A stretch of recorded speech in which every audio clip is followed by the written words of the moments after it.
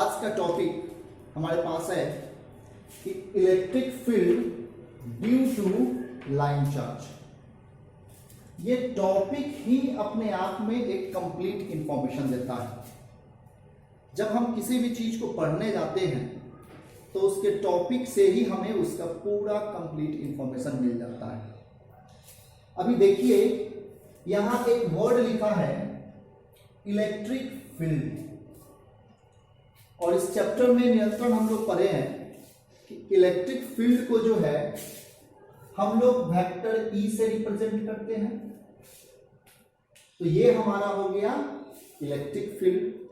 अब क्या है कि ड्यू टू मीन्स की वजह से क्या, तो लाइन चार्ज, ये है line charge means line charge की उपस्थिति की वजह से उसके अराउंड कितना इलेक्ट्रिक फील्ड होगा, ये हमें कैलकुलेट करना है।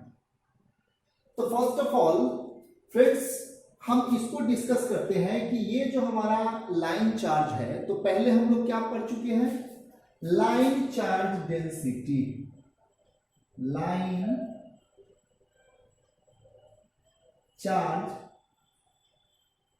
डेंसिटी जिसको हम लोग लेमडा से डिनोट करते थे।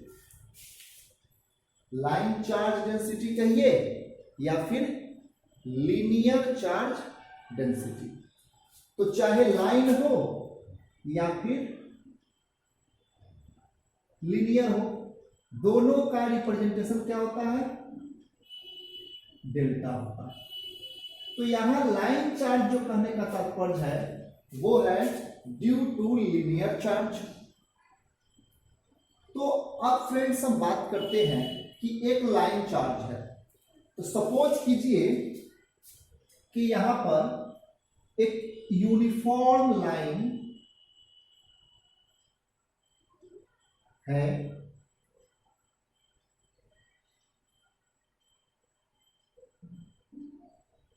मान लेते हैं कि ये हमने पॉजिटिव चार्ज का सिंबल दिया है। यह जो सिंबल चार्ज का है यह किस चीज को रिप्रेजेंट करता है, एक लाइन चार्ज को, ठीक ना, जिसका डेंसिटी क्या है, लैम्डा है। तो सपोज कीजिए उसी चीज को हम लिखते हैं,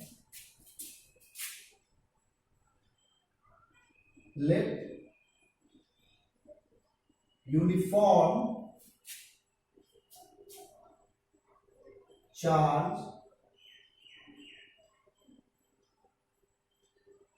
with density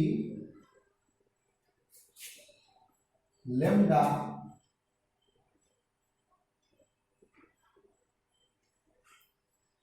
at y axis. मान लेते हैं कि यह y डॉट एक्सिस को रिप्रेजेंट करता हुआ मीन्स वर्टिकल एक पॉजिटिव चार्ज यहां पर है। अब ये जब चार्ज है तो जहां चार्ज होते हैं तो उसके अराउंड वो इलेक्ट्रिक फ्लक्स छोड़ते हैं, जिसकी वजह से इलेक्ट्रिक फील्ड जनरेट होती है। सपोज कीजिए कि अगर लाइन चार्ज इस प्रकार का है तो इसके चारों तरफ क्या होगा, अगर ये चार्ज है तो इसके चारों तरफ एक इलेक्ट्रिक फील्ड जनरेट होगा। तो हमें किसी पॉइंट पर, मान लेते हैं कि एक पॉइंट है यहां पर P जो इसके परपेंडिकुलर डिस्टेंस R पर है, ठीक है फ्रेंड्स। तो इस पॉइंट पर कितना चार्ज होगा, कितना इलेक्ट्रिक फील्ड होगा, पहले हम एक पॉइंट का निकालेंगे और फिर इसके बाद इसके चारों तरफ टोटल कितना इलेक्ट्रिक फील्ड होगा, यही हमें निकालना है। स्पष्ट है कि electric field due to line charge. तो अब हम क्या करते हैं कि यदि एक लाइन चार्ज है तो इसके चारों तरफ की बात करेंगे तो इसके चारों तरफ हमारे पास जो एरिया है उसे हम सिलिंड्रिकली रिप्रेजेंट कर सकते हैं। फ्रेंड्स, सपोज कीजिए कि अगर एक सिलेंडर हो और इससे ऐसे ये बीचों बीच इसके इस प्रकार से अगर एक ट्यूब पास होता हो, एक लाइट हो, तो इसके लाइट चारों तरफ निकलेंगे, पास होंगे, इसके चारों तरफ पास होंगे। तो सपोज कीजिए कि ऐसा एक सिलेंड्रिकल है जिसके बीच के एक्सिस से ये लाइन चार्ज पास होता है। सेम हम ऐसा ही एक डायग्राम बनाते हैं। मान लेते हैं कि एक सिलेंड्रिकल है, सरफेस है। सपोज कीजिए कि एक सिलेंड्रिकल सरफेस जो है यहां पर उपस्थित है इस लाइन चार्ज के चारों तरफ, जैसा कि ये है। अब फ्रेंड्स, इस सिलेंड्रिकल सरफेस से निकलने वाले, मीन्स ये जो टोटल सरफेस है, इस सरफेस से निकलने वाले जो इलेक्ट्रिक फ्लक्स होंगे उसके माध्यम से हम लोग इसके चारों तरफ का इलेक्ट्रिक फील्ड क्रिएट कर सकते हैं। तो ये जो सिलेंड्रिकल सरफेस है, अगर मैं इसको कट करके एक स्क्वायर के रूप में कन्वर्ट करूं, सीधा कर दूं, तो क्या हो जाएगा कि जो सिलेंड्रिकल सरफेस होते हैं, तो सिलेंड्रिकल सरफेस का जो ये बेस जो होता है, बेस, इसको हम लोग बोलते हैं सर्कमफ्रेंस। ये कहलाता है आपका 2 पाई आर सर्कमफ्रेंस, और इसका जो लेंथ हुआ ये हमारा हो गया L। तो अगर हम बात करें कि curve surface area, curve surface area, जिसको हम लोग इंटीग्रेशन के फॉर्म में अगर रिप्रेजेंट करें तो ऐसे रिप्रेजेंट करते हैं, close curve surface area equal to हो जाएगा 2 पाई आर एल। चूंकि ये जो कर्व है, ये जो कर्व पार्ट है, ये पूरा कर्व पार्ट है, तो ये कर्व सरफेस एरिया कितना हो जाएगा? कर्व सरफेस एरिया हो जाएगा 2 पाई आर एल। अब हम बात कर रहे हैं, तो ये कर्व सरफेस एरिया हो गया, चूंकि ये लेंथ है और ये इसका 2 पाई आर जो है वो सर्कमफ्रेंस है। तो फ्रेंड्स, इस पॉइंट P पर, ये जो हमारा पॉइंट P है, इस पॉइंट से पास होने वाला जो यूनिट वेक्टर कहिए या फिर एरिया वेक्टर को हम ds से रिप्रेजेंट करते हैं। साथ ही एरिया वेक्टर हमारा ds से रिप्रेजेंट होता है और जो इलेक्ट्रिक फील्ड है वो E से रिप्रेजेंट होता है। तो एरिया वेक्टर हमारा हो गया ds और इलेक्ट्रिक फील्ड हो गया वेक्टर E। अब फ्रेंड्स, अब करना विशेष कुछ नहीं है, ये जब हमें एक प्राप्त हो जाता है तो हम सब अच्छी तरह से जानते क्या है कि हमें क्या लाना है, निकालना क्या है, इलेक्ट्रिक फील्ड। तो इस इलेक्ट्रिक फील्ड का जो वैल्यू होगा, जो मैग्नीट्यूड होगा, उसके लिए हमको फॉर्मूला ड्राइव करना है, कैसे निकालना है, इस लाइन की वजह से। तो सरफेस निकल गया। अब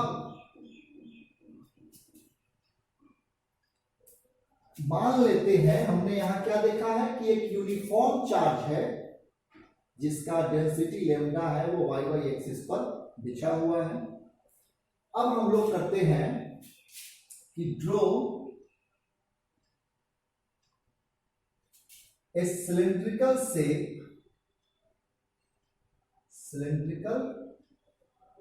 shape around line charge। ठीक है, एक सिलेंड्रिकल शेप हमने लाइन चार्ज के अराउंड ले लिया। बात करते हैं, इसको लेट नहीं कंसीडर कर दीजिए।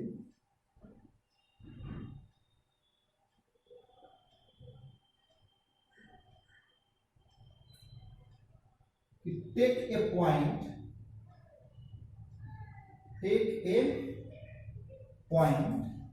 P at surface of take a point P at surface of cylindrical चाहे Gaussian at surface take a point P at surface from distance r। ठीक है, ये जो लाइन है इस लाइन से r डिस्टेंस पर हमने एक पॉइंट ले लिया P, जहां से हमारा एरिया वेक्टर पास होता है ds through which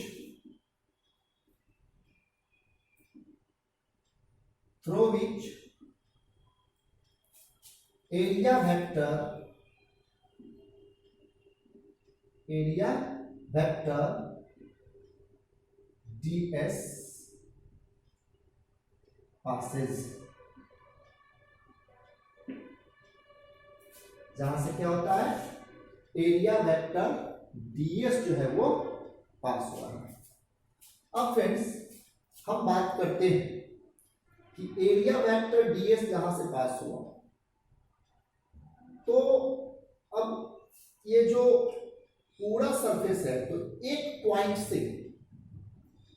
पॉइंट से जो फ्लक्स पास होता है वो कितना होता है, ठीक ना। तो बात करते हैं कि the total flux passes through curved surface area।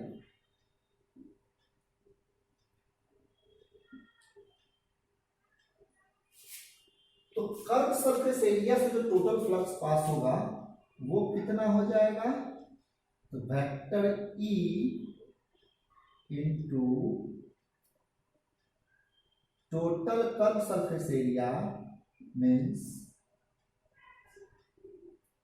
ds।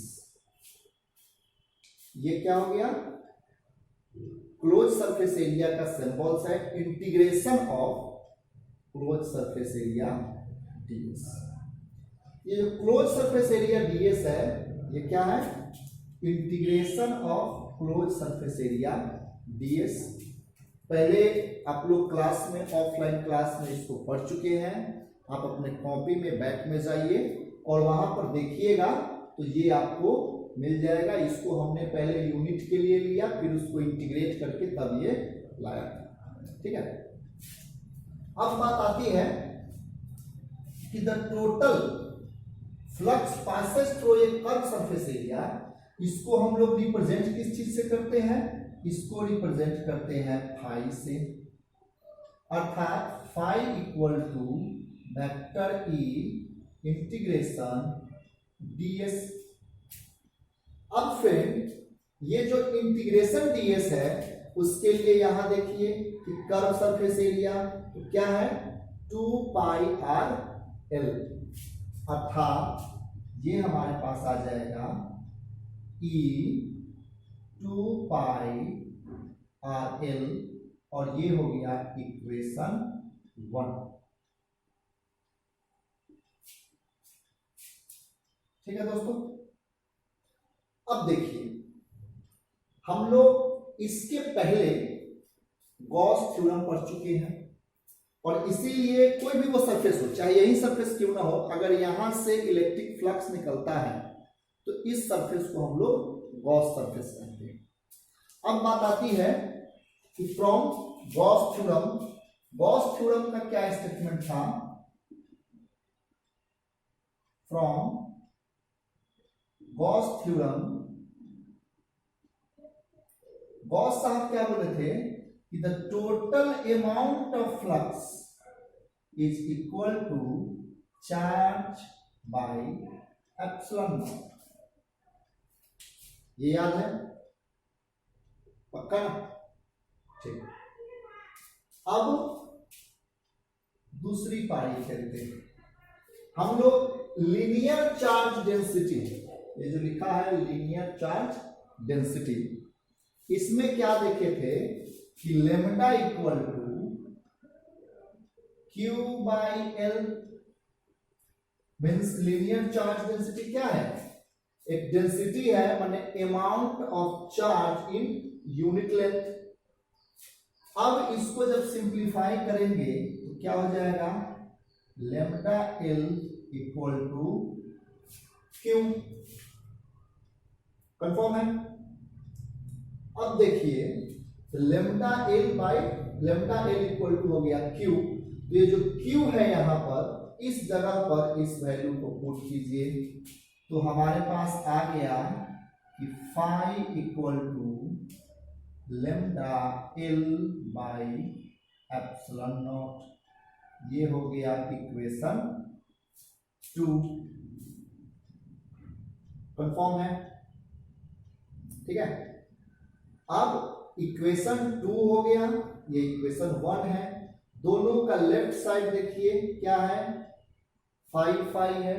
तो यदि लेफ्ट दोनों का फाई है बराबर है तो राइट भी दोनों का क्या होगा, बराबर ही होगा।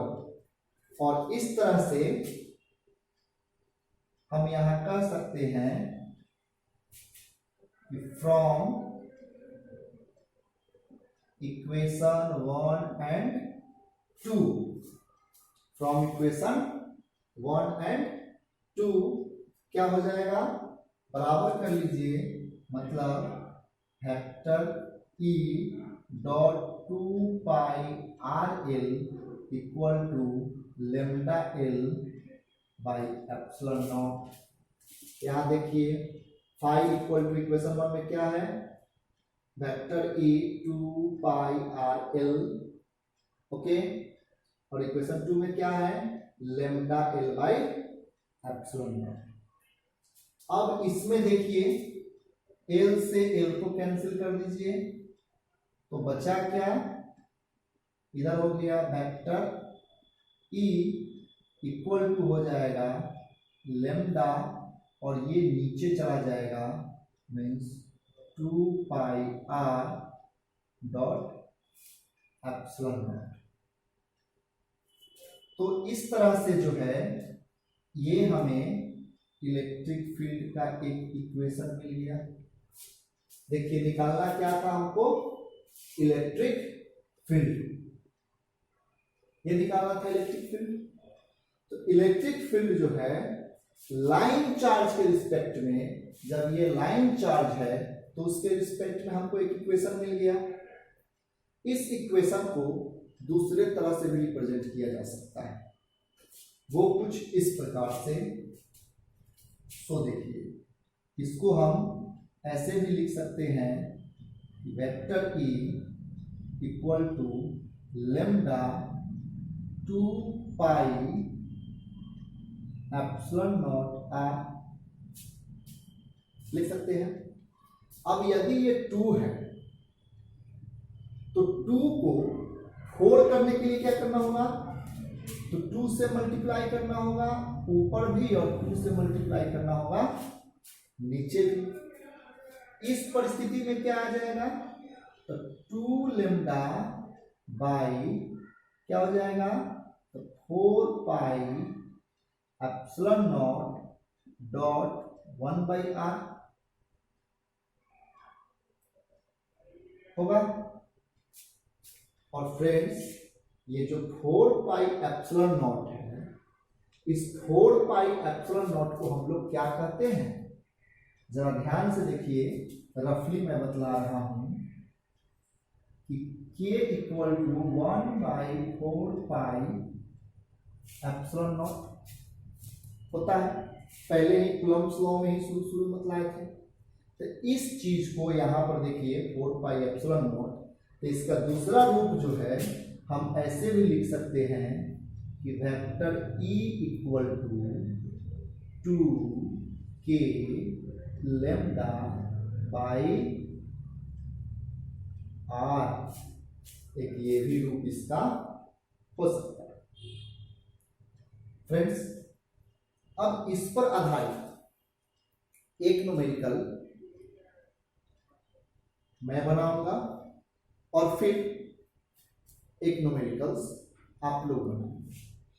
ओके, पहले से नोट कर लीजिए, कुछ समय मैं दे रहा हूं और याद रहे कैसे कैसे नोट करना है।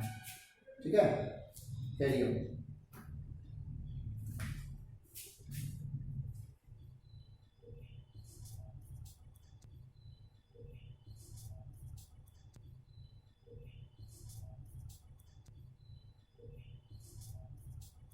फ्रेंड्स, तो कह रहा है दे calculate the line charge density means lambda. ये क्वेश्चन के अकॉर्डिंग पहले हमने डायग्राम बना लिया। अब क्या करते हैं, लिखते हैं इसका गिवन डाटा। तो गिवन डाटा जो है, इलेक्ट्रिक फील्ड दिया हुआ है, इलेक्ट्रिक फील्ड हो गया 9 × 10⁴ न्यूटन पर कूलम। दूसरा क्या है, लैम्डा। रेडियस दिया हुआ है, रेडियस है 4 सेंटीमीटर, तो इसको हम बोलेंगे 0.04 मीटर।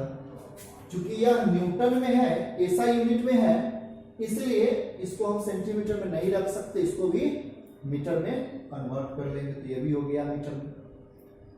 अब निकालना क्या है, तो लैम्डा।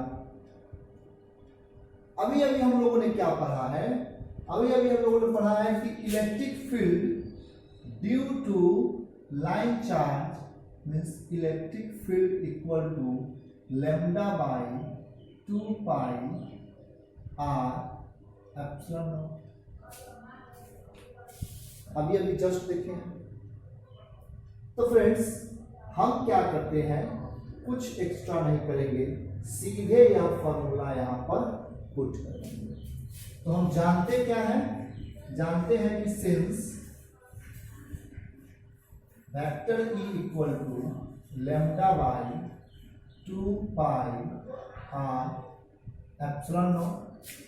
निकालना क्या है, लैम्डा, और फॉर्मूला में है वेक्टर E इक्वल टू, सीधा ये जो नीचे है डिवाइड में, इसको इधर मल्टीप्लाई में लाइए और हम लिख सकते हैं कि इधर vector E into 2 pi R epsilon naught equal to lambda. एक ये तरीका है। दूसरा तरीका है कि एक और फॉर्मूला हमने यूज किया था कि vector E equal to 2k by R, sorry friends, 2k lambda by R. हमने एक और फॉर्मूला यूज किया था, क्या, E equal to 2k lambda by R. अब आपकी मर्जी, दोनों में से जॉन फॉर्मूला यूज कर लीजिए। अगर इस फॉर्मूला को यूज करेंगे तो क्या होगा, इसको ऐसे यूज करेंगे कि vector E dot R equal to 2k lambda, या फिर vector E R by 2k equal to lambda. हम चाहे तो इस फॉर्मूला का यूज कर सकते हैं, और नहीं तो फिर ये जो हमारा स्टैंडर्ड फॉर्मूला है कि E equal to lambda by 2 pi R epsilon naught, इसका उपयोग कर सकते हैं। आप अपने सुविधा के हिसाब से जो चाहे उसका यूज कर लीजिए। तो अभी अभी थ्योरम में दोनों चीज को बतलाए हैं। अब इस वैल्यू को पुट कर दीजिए, तो आ जाएगा क्या कि E का मान दिया हुआ है 9 × 10⁴ न्यूटन पर कूलम। 2 है तो 2 का वैल्यू 2, पाई का वैल्यू हो जाएगा 3.14, और जो R है मीन्स ये जो हमारा रेडियस है, ये जो लाइन चार्ज डिस्ट्रीब्यूशन है, इससे इस पॉइंट तक का, सरफेस तक का जो डिस्टेंस है वो 4 सेंटीमीटर है। उसको हम लोगों ने SI यूनिट में कन्वर्ट करके रखा है, जो है 0.04 मीटर। तो इसको पुट कर दीजिए 0.04 इनटू, अब हमारे पास क्या है एप्सिलॉन नॉट। तो एप्सिलॉन नॉट का जो वैल्यू होता है वो अभी अभी चर्चा किए थे और उम्मीद करते हैं कि याद भी होगा। Epsilon naught equal to 8.854 into 10 to the power -12 newton inverse metre inverse square coulomb square. ठीक है, अब ये वैल्यू पुट कर देते हैं एप्सिलॉन नॉट का, मतलब हो गया 8.854 into 10 to the power -12 equal to lambda. Friends, इसको ऐसे भी लिख सकते हैं कि लेमडा इक्वल टू, और ये वैल्यू आ जाएगा 9 into 10 to the power 4 into 2 into 3.14 into 0.04 into 8.854 into 10 to the power -12 equal to 2.0017 into 10 to the power -7। और ये तो आप जानते ही हैं कि जो लेमडा है, ये लेमडा क्या होता है, लेमडा होता है line charge density, that means the amount of charge distributed at unit length. इसको हम लोग लीनियर डेंसिटी कहते हैं। तो लीनियर डेंसिटी मतलब लेमडा को जब समझते हैं तो क्या करते हैं कि लेमडा इक्वल टू होता है Q बाई L। तो यूनिट देखिए Q है अर्थात चार्ज है, तो इसका यूनिट कूलम और L है तो मीटर, तो यहां लिख देंगे कूलम पर मीटर। और ये हमारा आंसर हो गया। फ्रेंड्स, इससे रिलेटेड एक और वीडियो मैं पिक्चर के रूप में स्क्रीन पर छोड़ देता हूं, आप इसे सॉल्व करेंगे, और जो लोग पॉसिबल हो, जो पास में हो, वो कॉपी आकर चेक करा लेंगे, और जिनके लिए पॉसिबल नहीं है वो इंतजार करेंगे। उनके लिए मैं कल वीडियो बनाऊंगा जिस वीडियो में इसका आंसर होगा। थैंक यू, और इस छुट्टी का सदुपयोग करें, दुरुपयोग ना करें।